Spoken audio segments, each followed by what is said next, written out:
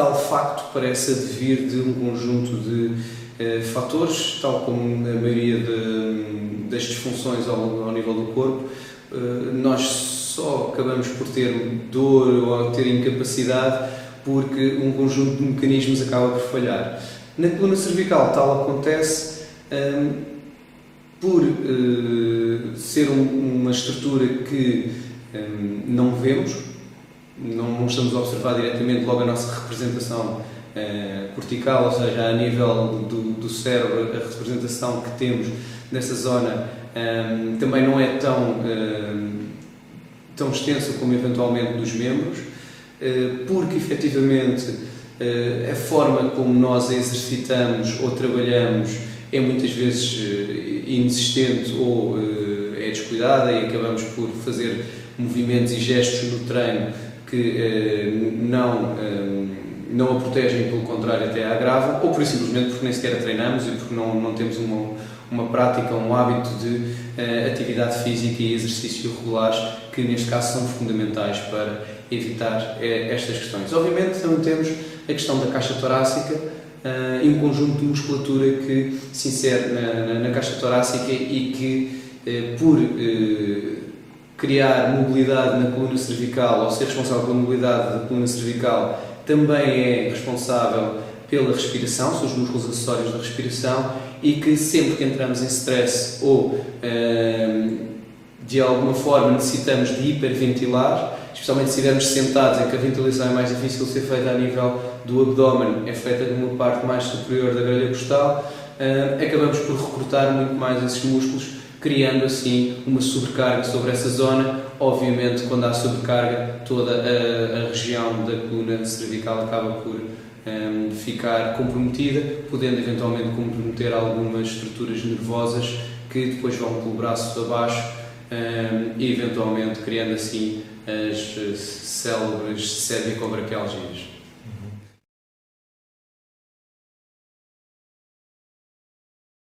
Os 3 conselhos que me parecem fundamentais que qualquer pessoa siga é paragens, pelo menos 2 em 2 horas, levantar, espreguiçar, mexer. O corpo não foi feito para estar parado. Ao fim de cerca de meia hora já estamos a perder a concentração, por isso, se pelo menos ao fim de 2 horas não pararmos, nem que seja para levantar, ir à casa de banho e voltar, vamos estar a perpetuar este ciclo de fraqueza, má postura, que depois vai desencadear dor e provavelmente vamos ter menor rendimento. O outro é, de facto, ter um alinhamento ergonómico ideal, ou seja, não ter monitores fora do alinhamento correto da coluna, ou seja, não estarmos constantemente a olhar com o pescoço em rotação para esse mesmo monitor, ter uma altura correta a nível da cabeça, de forma a que não tenhamos de estar a olhar demasiado para cima ou demasiado para baixo quando estamos a fazer o nosso trabalho, e depois também ter um correto apoio a nível dos braços, das cadeiras, ou eventualmente, se não houver braços, a nível da secretária onde estamos a trabalhar, de forma a evitar que os membros superiores estejam em suspensão e com isso os músculos que se inserem na cervical estejam hiperativos para aguentar. O outro já não terá tanto a ver com a questão de trabalhar sentado, mas eventualmente com qualquer tipo de trabalho. A função é evitar movimentos que obriguem ou que mantenham uma hiperextensão da cervical, ou seja, que façam com que qualquer parte da coluna esteja em extensão de uma forma repetida ou de uma forma constante, ou seja, manter a posição de uma forma constante, pois esse tipo de posição poderá de alguma forma, se repetido,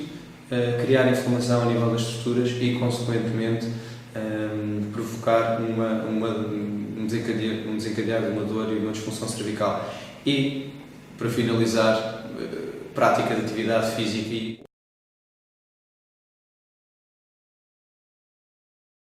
as questões da prática baseada na evidência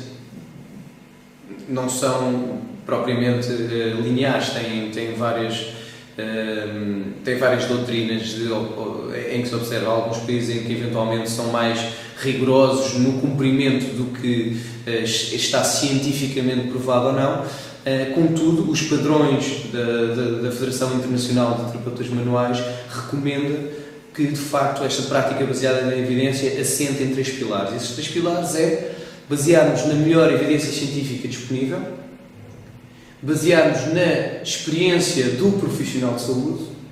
e também na perspectiva do utente. Obviamente aqui a novidade em relação ao anterior é irmos buscar esta melhor evidência científica sem, contudo,